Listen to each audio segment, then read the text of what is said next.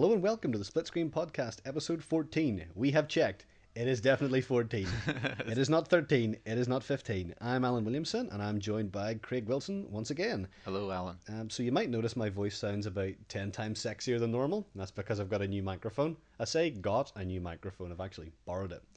And it seems to actually capture the full range of my Irish brogue and its bassiness. I don't know if this microphone also picks up a lot of nice things. We've got a dog barking next door. Should probably call the RSPCA about that. And we've got an impromptu concert down the street, which is echoing up the road. Yeah, there's a rave going on down the road as well. So these are all the delights that we can now capture with a full range of audio equipment. London's very noisy. Sounds interesting though. I guess whenever you talk about music and sound in games, you automatically think of soundtracks, but sounds much more than that. It sounds more than just a soundtrack, you know. And in fact, in a way, the soundtrack's the least important part, because it's all those ambient noises and sound effects that really matter. I mean, a lot of early video games didn't really have music. You had like something like Pac-Man, Space Invaders just had kind of jingles and little tunes. Donkey Kong, you just had a little introductory theme, and then you had sound effects. Yeah, do you think there wasn't enough hardware power to do music and sound effects? And do you think those sound effects were they being generated by the hardware? If you know what I mean, like I'm thinking back to like those old Spectrum where it was just like it's just garbled noise. I mean, it's not like a sound as you would think of like a pellet or a coin, like in Mario. Okay, obviously a coin doesn't have a sound, but you know that coin sound in Mario. Yeah. The stuff that came before was just like weird screeches, but they were able to sort of use that in a way where you could get across like, oh well, this corresponds to when I shoot, so I guess that's the noise that this gun makes when I shoot things. I guess people did what they could with what they had at the time. Now you've got new consoles and PC hardware where the actual quality of the sound ceases to be an issue. It used to be you had to get a Sound Blaster card separately for the computer. Yeah. And then now it's moved to the point where that sound is built into the motherboard. And it's not that it's good enough, and audiophiles can tell the difference. It's that it's really more than good enough. It's really excellent built-in sound. And so that kind of dedicated market for sound cards is just dried up completely. Yeah, and I find it really interesting to when you boot up a game like Half-Life 2, and if you walk around the cityscape, what they're able to do with that sound. You let me hear the non-video cityscape. Yes.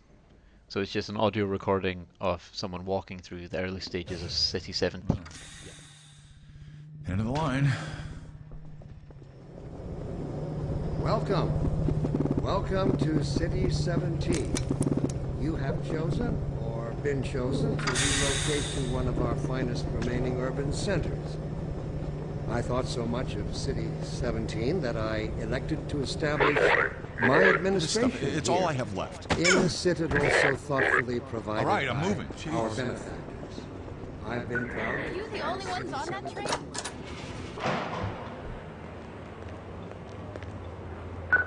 Let me read that I received.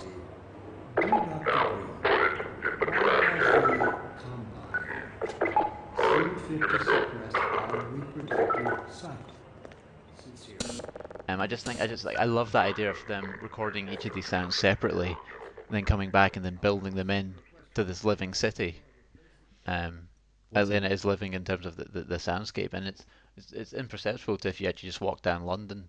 Yeah. And that people are harassing you and telling you to pick up cans, and Well, what's interesting is there is no music, and yet it generates plenty of atmosphere. that's true. A lot of the music in Half-Life 2 is very incidental. You get a few seconds of music, like Ravenholm. Mm-hmm. So when you first go to Ravenholm, it goes like, and that's it. Yeah. And it's just you and a couple of zombies. So a lot of that music's very incidental. It only creeps in as a recurring theme to let you know that something bad's happening. When I think about a game like that and the soundscape, it's never going to age in the same way that the visuals will. Yeah. And like Half-Life 2 had a sort of Star Wars treatment. It sort of went in and had to sort of nips and tucks and a little bit of Botox when it came out on the Xbox 360. It had all the HDR lighting put back in. Well, so when you go back to like old Source Engine version of it, the sound though is as good. And I think that probably is what helps you get over those uncanny valleys in a lot of games. There's an interesting series on Nightmare Mode by a guy called Peter Hasselstrom. I think it's just called Soundscapes. He talks about I think he was just frustrated that nobody was talking about sound in games, and so he did this series. And one of the things he talks about is Metro 2033, which is a game I haven't actually played. You know, you're tougher than you look. Let's go. Move. We're almost at the market. It would be a pity to get eaten when we're so close.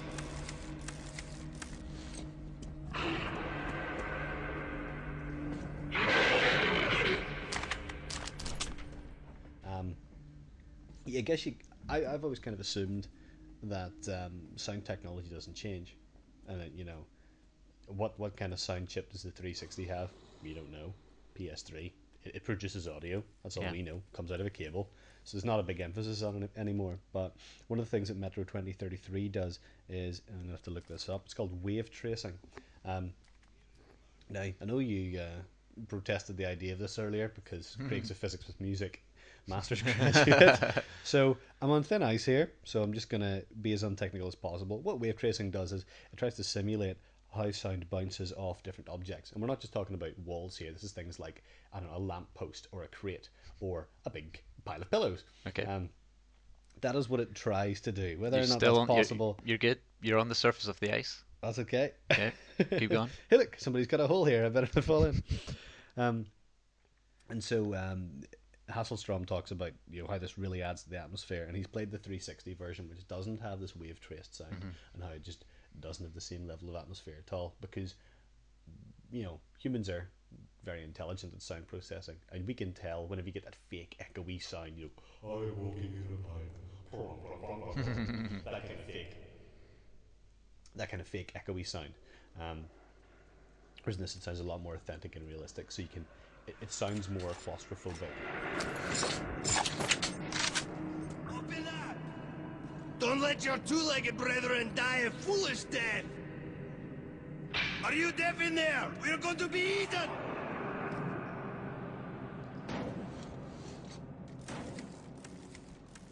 Rather than just the fact that everything's not echoing quite as much. And I've noticed that myself. I got a Dolby Digital sound system must be 2 years ago now. Okay. No, maybe not that long. It doesn't matter. It really doesn't matter. It's one of these things I could dwell on. Who cares? I have this thing. It turned up one day, and I like it. And one of the games I was playing on it was Bioshock 2, which sounds absolutely amazing in Dolby 5:1 digital. You've got the kind of obvious things like, you know, Halo and Bad Company 2 sound extremely loud. There is a big subwoofer. But the real difference was Bioshock, because you felt completely immersed in it. I felt like it reminded me of being in a leaky caravan when I was really young, hearing the rain beating down all around you, that kind of thing. Yeah, I think that in the sound design in the Bioshock games is it's kind of, I don't think it was praised as much in terms of creating that world. When people say, "Oh, the environment tells a story," they were looking at the Art Deco and all the Ayn Rand stuff that's in the narrative of it. But just part of that is the audio diaries and the period music. Yeah, and that audio diaries, I mean, that's a very clever use, and probably quite an economic use of sound that you get across narrative. Go to Neptune's bounty. Find my family, please.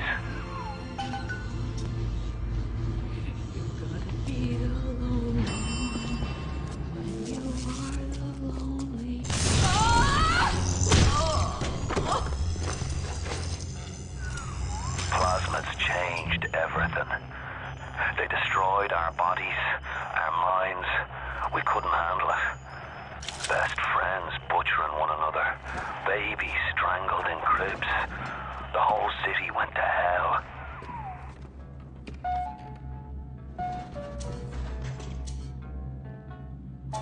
If I didn't care.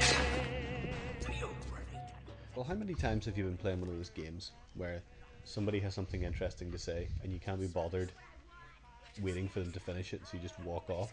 Every the audio game. diaries There's follow you everywhere. Yeah, well, that was it. Even, and you could sort of play it at your convenience, and it was something that would go on passively in the background. But just in terms of that, like that sound that a Big Daddy would make, like the first time you came across it, and it has that wail, low, mournful, kind of sorrowful groan to it. It's one of these things where it seems so obvious, but yet it's not. No. It takes a lot of work to think about how you're going to convey the sound of a, I don't know, of a derelict city, how you convey the sound of somebody who's like a monster protecting someone. I think this is the problem where the reason we always talk about Bioshock in every game Valve have ever made is because the two games that have really, really got it right in the past, 5 to 10 years have been Bioshock and Half-Life 2. They just nailed everything down. Well, I would say even it's still, we can keep banging the Valve bell, but Left 4 Dead, the sound in Left 4 Dead is absolutely fantastic. Yeah. Now you've got that in terms of how they would have the same this discordant melody. It was bom, bom, bom, bom, bom, bom. It was some random arrangement. Drake Wilson is an audio producer. We're going, but this motif would get played again for each of the 4 or 5 special infected characters, but they were played at a different register. So the boomer was lower, whereas the hunter, it was slightly higher. The smoker had another pitch as well, or you would just get a little clang of like a high-strung piano, and you would soon learn like, oh, that means that something is about to happen, and then you get the big rush of the horde. So they were actually using it as a musical cue for you to get ready. So like it's clever stuff. Yeah. I think that kind of thing's great. But that's one of the things that sound can do that video can't, is that sound can show you what's not there. Yeah. Left 4 Dead's one of those examples about it alludes to things and it builds up suspense. Yeah, and Dead Space again, my other game that I harp on all the time. Because the other game Craig's played. The other game I've played in the past 3 years. But whenever I get scared, I don't cover my eyes. I kind of cover my ears. Like whenever I'm watching a scary film, I go for the mute button first. That's interesting. When I say like a scary film, I mean even like there's a scene in I Am Legend where he's alone in New York City and he's there with his dog, and his dog just runs off into this building, and I was like, oh no, like he's gonna go in there, and he goes in there. Let's get this thing muted. And like I was like physically like crouching down in the cinema in my seat, and then like my hands were just moving up slowly up the side of my head, and then I was just like pressing against my ears, because that's how I'll hide. It's like I don't want to hear what's going to happen, but I'll watch what's going to happen. Just for all the listeners who want a bit of background information, who aren't just here for the juicy gaming tidbits. As we were setting this podcast, a spider came down from the roof, and I had to collect the spider in a teacup and throw it out of the bathroom Right, people window need to realize because Craig was too scared. We are sat in the middle. We are sat in the middle of a room, and like there's about 4 feet between us. There's nothing. We're just sat on the bed in the middle of the room, and the spider just descended in front of my face. It was the size of an M&M. Which is like in front, like put an M&M right in front of your eye, and it's the size of your eye. So it was the smallest spider I have ever seen. Yeah, I told you why though. I told you there's a horrible. Well, I'm laughing, so at least somebody's enjoying themselves. Yeah, well.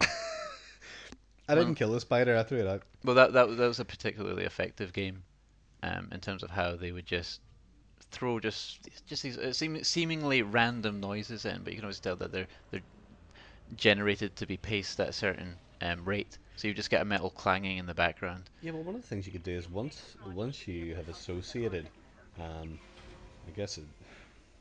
once you've associated a noise with terror, you can then use that noise at non-terrifying. Yeah, noise. you can throw up false positives and all that kind of stuff. Yeah, like you have the whole, I don't know, a crow flying out of a room, or a door slamming behind you, that kind of thing. So you have that great thing where you hear the violins are kind of playing off, and they're building up to this pressure point. This pressure point, you open the door, and then release, and there's nothing. But the thing about audio is that it's subtle. It's more. It is when they're not building up to. Yeah, but it's less in your face because games are so focused on the visual that it's just it's creepier and it's more subversive, and in that way it makes it more effective. Cool wee thing about Dead Space, actually, there's 4 notes that get played. I think it's more in the second game than the first game. And it's D, E, A, D. And it just plays like every now and then. I think it's in like the little tannoy announcements, or it's in a sort of in the main motif. It's a shame it's not an SMP note. It's very close. I think that's very close to putting the Wilhelm scream into your death sequences. I've never heard of that before. The Wilhelm? I think it Wilhelm. No, I've heard of the Wilhelm scream. Wilhelm! Yeah, I'll just fill my pipe. It was in Star Wars. It's the one Spielberg uses in a lot of his films as well, and Indy Jones has it in every film. Yeah. No, I've heard of that, but I've never heard of this DEAD. Well, they did that. I think it's like a gimmick, but I kind of like it. But terror is kind of based on illusion, like that's illusion with an A, not illusion. That's allusion. Okay. Where it's about suggesting things that aren't there. So creepy sounds coming from nowhere are more horrible than seeing whatever crap monster they've thrown out of the cliche cupboard. A lot of well, in terms of audio motifs in horror games, the one that springs to mind is Resident Evil's save room theme. So in Resident Evil games, like that change in Alan's voice because I gave him one of my patented. I've never played Resident Evil. What is the save room theme? Never played Resident Evil. No, never. If anybody wants to write in with a list of games that would played like Resi 5 actually. Played Resi 5? Yeah. So you've played the worst one, is it? it? The worst. Okay, I quite enjoyed it. Guess who's getting Resident Evil 4 for the birthday? Hey. Which has already happened and I haven't got you anything yet, and I said I would. Sorry. Okay, Resident Evil is a series of rooms. And some of those rooms are save rooms. Okay. You get like a typewriter and you just save your progress. Yeah, something about a ribbon. Yeah, you need ink ribbons. It's a silly thing. But whenever you go into save rooms, it plays a save room theme. It's like a very nice, calming piano music to let you know that it's okay to change your pants. Okay. So you know that nothing's ever going to come at you in the save room. The opposite is Project Zero, or it's known as Fatal Frame in the United States. Oh, I've heard about this. Which is the one we have to take pictures of ghosts with cameras. I love it. One of my faves. We should do like a Let's Play special where we play it at Halloween and you can hide behind the sofa and I'll be like, man. Yeah, well, that's I'll just be covering my ears in one matter. But what it does is it plays the save room theme and then ghosts attack you in the save room and it just changes the music on you. It's a really, really good one. Speaking of games with zero in the name, another one is Enemy Zero, which I think when I'd mentioned it to you before we started the podcast, you said you'd heard of it before. Yeah, I've heard of it. Enemy Zero is a survival horror game for the Sega Saturn that actually I haven't played. So it's just as well I read a lot of Sega Saturn magazines back in the day, isn't it? It's a game where you're on a spaceship fighting invisible aliens, and you detect them by use of sound. So it's kind of like sonar, where the frequency of the sound increases. It's like the motion tracker in Aliens almost. Yeah, that's exactly what I was going to mention. It's pretty much what it's like. And this game isn't terribly good. Don't take this as a recommendation to go out and play Enemy Zero. Don't go, oh, Alan mentioned that, I'll hunt down an import copy for £80. That would be the wrong approach. That would be the absolute wrong thing to do. But it's interesting.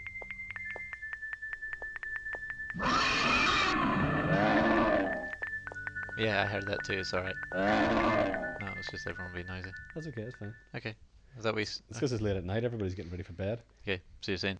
One of the things that interested me when we were talking about topics for this was the use of leitmotif, which is in music whenever a character or, I guess, some kind of presence has a theme. The classic one being, of course, Darth Vader's theme from Star Wars, what's known as the Imperial March, which will pop up whenever he pops up. I think it was Wagner originally came up with this in his operas, where every character would have a theme, so you knew when they were coming in and whenever they were being alluded to. So Star Wars has a lot of leitmotifs for, Luke's got a theme, Han's got a theme, Leia, the Force, all those kind of things. So, and that's to help the viewer out. It's to let them know what's coming next and what they're meant to be thinking about and what they should be thinking about. And without that kind of score, you lose quite a lot of dramatic nuance and storytelling. Now, in games, it doesn't happen that much. There's a couple of composers and games that are relatively famous for it. One would be, I'm assuming you've played Sonic 3. Yeah. So you know the theme whenever Knuckles turns up at the start of the game? Nope. Okay. Sing it to me. No, it goes like... Oh, yeah. Knuckles. Yeah, so I really hope that gets cut. So he's got a leitmotif. Sonic Adventure, every character has their own theme that plays. And Uematsu, and he's famous for doing it in Final Fantasy, so he'll bring in different ones for characters. Chocobos have their own theme. Chrono Trigger's another game that has these themes, which wasn't actually scored by Uematsu. Forget the name of the composer, but it's very good music. Sorry. But one of the best things about it is one of the characters, Robo, his theme sounds pretty much identical to Rick Astley's Never Gonna Give You Up. Yeah, it's the same tempo. I'm sure if you overlaid the two, it wouldn't be too far off either. If only we could find out how that would sound.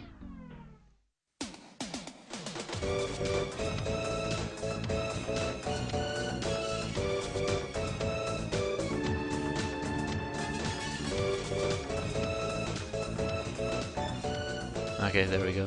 Presumably. Magic. Yeah. Wow, that was. I'm sure future Craig enjoyed having to search out and do that. But thanks, future Craig. We appreciate it. We do, future Craig. We appreciate all your efforts. Yeah, you're saying in terms of composers, Harry Gregson Williams? That's right. Greg Williamson, perhaps, or maybe No, it's Harrison right. Greg William? Greg Williamson. Good surname. Some permutation No, of them. It's Harry Gregson Williams, I think. Although if you go across the Metal Gear games, they change drastically between them. In Metal Gear 2, there's a nice use of foreshadowing in that, where you've got the character of the ninja, mysterious second appearance of this ninja, and you don't know the identity of her. As it turns out, I'm going to spoil it now. It turns out it's this character who you meet at the very beginning of the game, but when she's introduced on screen for the first time, she has a little melody that plays, and then when the ninja appears, it's the same melody but now played with different, more electronic instruments. Sort of getting across the cyborgy, cybery feature of the, getting across the cyber element of the character. Cybernetic composition. The cybernetic composition. Okay, Banjo-Kazooie, what can you tell me about that? Banjo-Kazooie is like the best cartoon video game ever made, in terms of its sound. Are you talking about Banjo-Kazooie Nuts and Bolts? I'm talking about all three of them. All three of them? Yeah, they Grunty's got her own theme. Mumbo Jumbo, the banjo, so unsurprisingly has a banjo. Kazooie is a kazoo. Didn't Possibly. Actually, I don't know that. I'm questioning myself now. You can't really get much of a theme tune out of a kazoo, to be fair. Oh, you can rock a kazoo. You've sold me on the kazoo, and even Banjo-Kazooie. That's the name of the game. Those are two instruments. Yeah. Clever. I hadn't really thought about that until we just said it now. Banjo-Kazooie. Yeah. Yeah, but I love the soundtrack in those games. Very clever. Again, just a nice, simple character. So I said earlier that sound can help you get across. I think my crap way of saying it would be sound helps you shout across the uncanny valley. That's a pretty wanky way of saying it. It is. But if I was to unwankify it and say that you can have sound support visual design. Yeah. So you're talking about a game that's abstract. Yeah. But uses sound to ground it more in reality. That's yeah. What I mean. And one of those games was Minecraft. Yeah. And if you think about the way Minecraft looks, it's that whole retro pixel box feel to it. Naturally, it wouldn't have been. I would have gone towards the chiptune kind of thing. Yeah, you could have had very Zelda-like sound effects when you opened up a chest, or but actually it's very natural. Water sounds like water, and that probably helps you identify the fact that you're looking at this thing going like, well, what the hell is it? And then you hear it moo, and you're like, oh, that's meant to be a cow.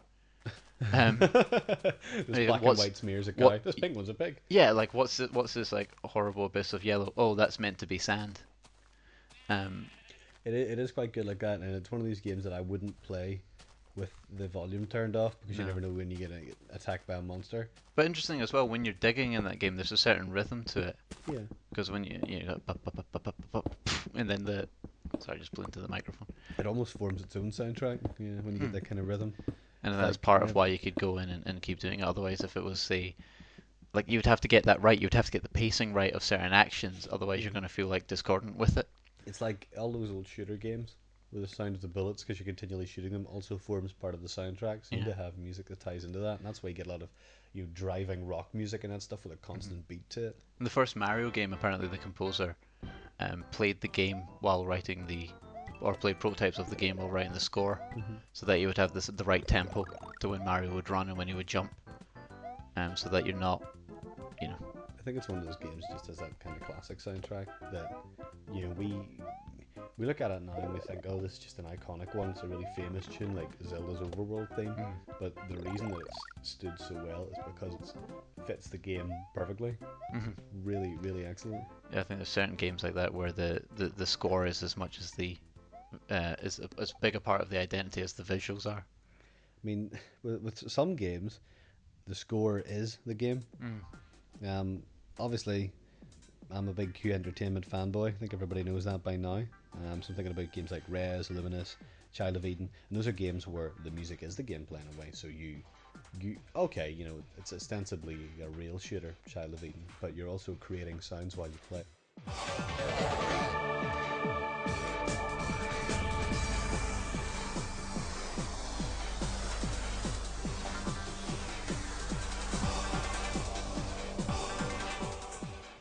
Whereas, every time you press the A button, it creates a noise. It doesn't actually fire out a shot until you lock onto something. Right. And depending on the level you're at, it produces nicer sounds. It's just a really interesting way to turning your actions into instruments rather than generic sound effects. One of the problems I had was when I did my video review of Child of Eden was that I wanted to convey how good that music was, because a game like that generates an emotional response for me, and so I want to convey that, and that conveyance is reduced whenever I talk over it, because you hear it's Child of Eden, it's a game for the Xbox, and then you've lost the whole point of the music. So a lot of doing that review compared to something like Retrocity, where I just talk over the top, and you can you hear a little bit of the soundtrack, but that's really just to cut out the hiss of my voice and the sound of my smacking lips. The Child of Eden one, I tried to cut it in where you'd have waves of sound coming in, so you'd hear what every section sounded like, to give you a few seconds of what this is like before I went to talking about it. It's not something I really thought about before, but I think it's also a wild struggle to cover the Streets of Rage series, because I love the music so much that I really just want people to hear the music. So maybe I should just subtitle that one, I don't know. Yeah, I had that on the COGS review as well. It was, it was the reason why I did it as a video review. It wasn't really to let you see it, it was to let you hear it, and that was my only... That was the biggest thing. The reason to champion that game was actually that's like the genius of it, was the way it sounded. Yeah, very. I actually have COGS. I got it as part of the Humble Indie Bundle. Yes. And so after I'd read your review, I fired it up. No, I did get stuck very quickly. Oh no, it's difficult. It is challenging. It is challenging, but it's nice. Its sliding blocks are a pain. It was a nice way to spend a Sunday morning, anyway. But I mean, there's other games you covered as well, like DEF CON. Yeah. Now, DEF CON, the oppressiveness of that comes completely from the sound, because it is just squares and triangles and a world map. It's very subtle and it's very digital, and I like that kind of subversive humor to it, where it just comes up 1 million dead, and then you hear a bling. There's a good program, freeware, called Paul Stretch, made by a guy called Paul. What it is? Ball Stretch? No, Paul Stretch. Paul. Okay. Paul Stretch. Lowering the tone once again, and it's not just because this microphone picks up bass. Paul Stretch is a cool bit of software where it just slows down music, and it does it in a way where it samples different formats of the sound and then overlays it over the top. Okay. So you get what it is. It's a texture. So you can actually take something like Rick Astley and just slow it down to like 8,000%, and it just creates this weird, very slow, very gentle moving soundscape, and that's features a lot in the DEF CON. Is this a lot like in Inception? When in the Inception soundtrack, there's the Edith Piaf song, it's like Non je ne regrette rien, whatever, and that song is this trigger to help Leonardo DiCaprio wake up out of the dream state. Okay. And whenever you hear that noise, whenever they're in the dream state, that's that song slowed down hundreds of times. Nice.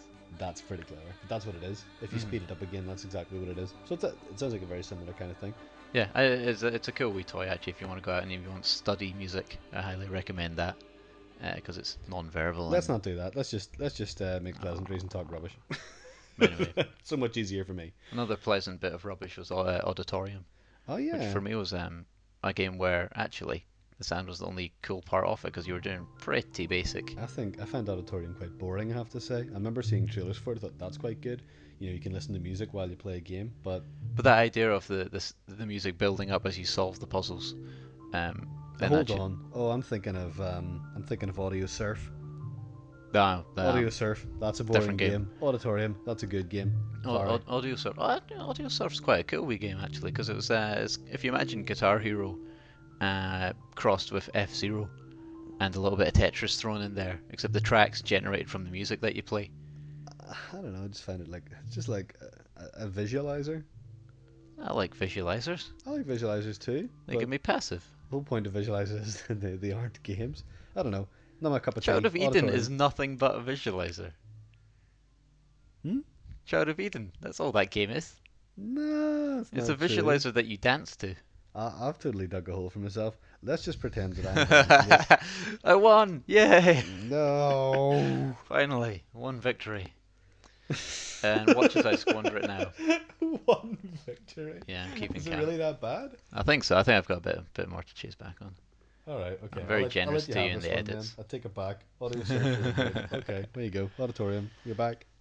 You have the podium. Yeah, but that idea of using the that idea is where you get closer to the solution, more elements of the sound bring in. They did that in Portal 2, of course.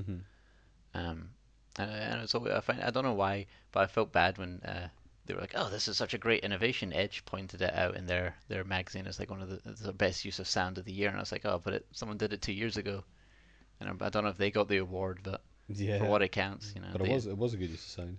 Yeah, it was a good use of sound.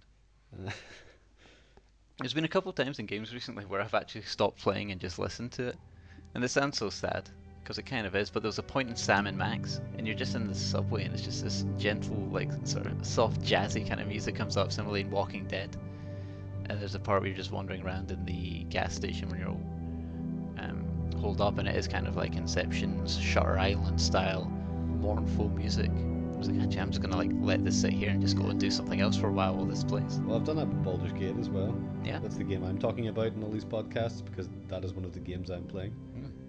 Compared to, well, I can't talk about the music in Crackdown because it's either not there or awful as soon as you get into a car. It's like really bad. But yeah, Baldur's Gate, it's a really nice soundtrack, and I'll happily let it run. Especially the battle music's quite good. If you want to send out a particularly furious text.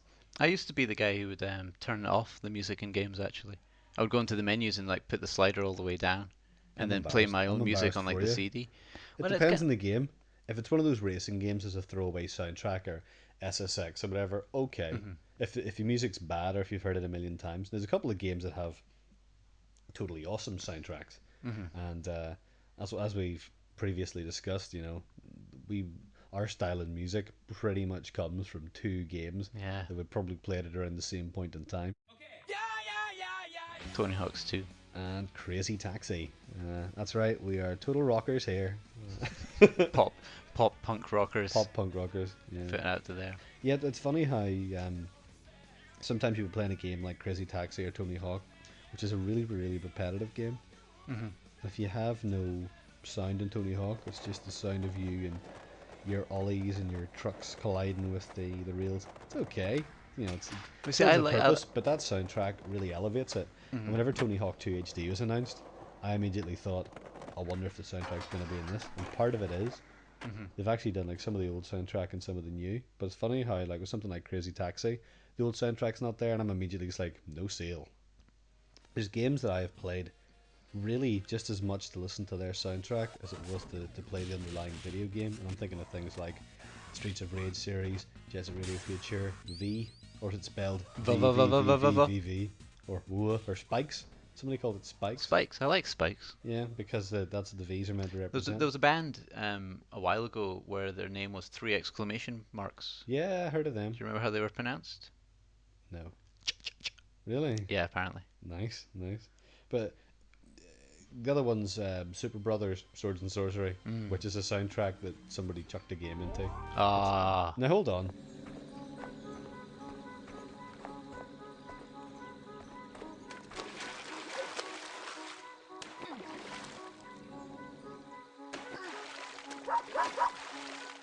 Now hold on. I think it's a really good experience, and I think people should play it, but it's very much something that's nice to look at, nice to hear. It's not a great game. If you took a... Don't make that face at me. I'm making a face at Alan. He's trying to narrow his eyes and burn through me with an icy stare.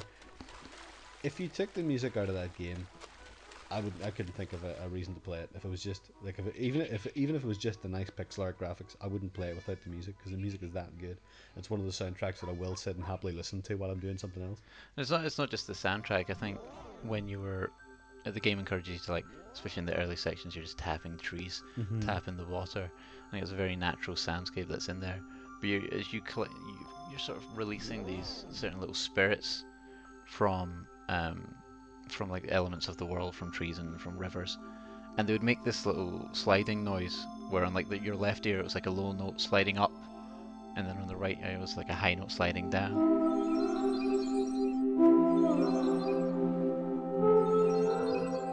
That's really, really nice. The other one that's quite good for that kind of thing's Fez. I fell in love with that noise. I love that noise.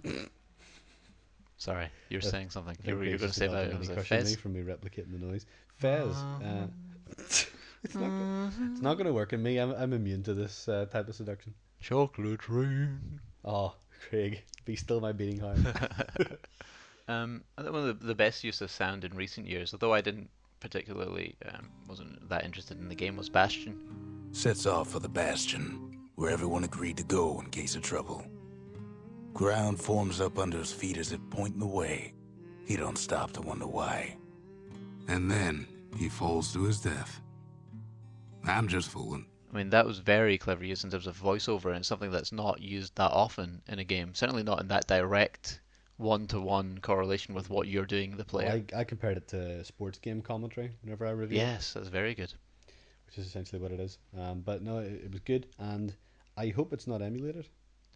I think it would be very difficult to do anything like that as explicit as it was able to be in Bastion. It's partly because of the voice actor is extremely good. It was an interesting choice of a character as well. They've just nailed the right guy for the right part. That's what makes it so good, I think.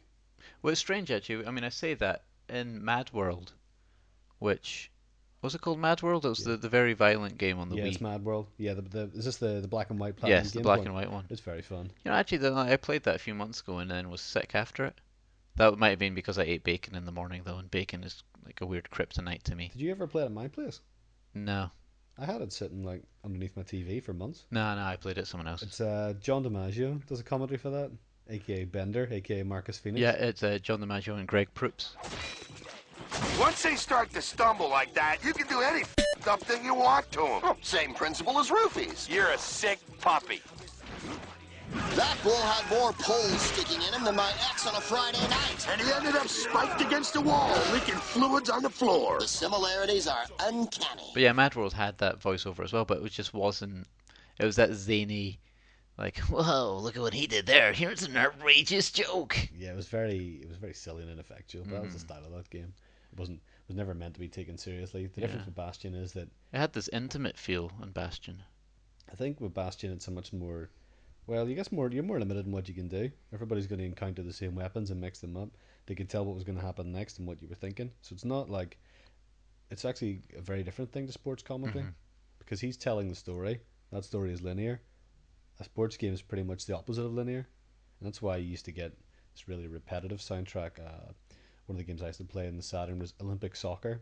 And you used to have the same 2 or 3 things every time somebody fouled. And I can remember them right off the top of my head. Because I've heard them so many times now. He took the man, not the ball. Well, they certainly won't be exchanging Christmas cards. Yeah. And that was it over and the over. Legendary problem of they have all these different audio scripts in there, Left 4 Dead again, actually.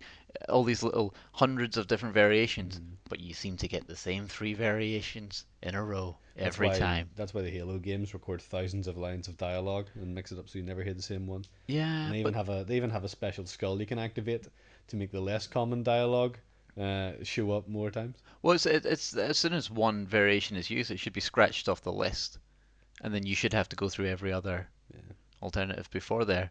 That must be grueling, though. It must be one of the challenges when you're writing these games as well.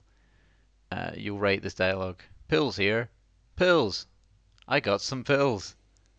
Anyone want some pills? Got some generic pills." Guess what I find? Shut up, Zoe. Nobody likes you. Yeah. And it's fizzling out pretty quick. It's not fizzling out quick at all. It's like some. Just because we've ran out of notes doesn't mean we can't spraff. But that's the problem with spraffing. I don't want to do a spraff cast. Oh, but it felt quite nice. I like that we're focused and we're like boom, boom, boom. That's it. Okay. Take home message is: sound is not just a soundtrack. It's more than that. It is something that can evoke an emotional response. Here we are back into wanky territory again. Yeah, I don't really want to. Okay, no, but it is important, and it's not just we remember classic game themes. We remember classic game noises. Think of the tentacle monster in Half-Life's Blast Pit. You know, the sound whenever you open the chest in The Legend of Zelda. Even the sound of some weapons and things. Sound of a fireball coming at you in Street Fighter 2. Exactly. All those sound effects the characters shout. All those characters have their own themes. Guile's theme famously goes with everything. You ever seen this? No. Guile's theme goes with every piece of video ever. Really? Guile's theme goes with everything. We'll get a YouTube link up at the end of the podcast. Right, cool. It goes with everything. Does it go with the ending of the podcast? It certainly will.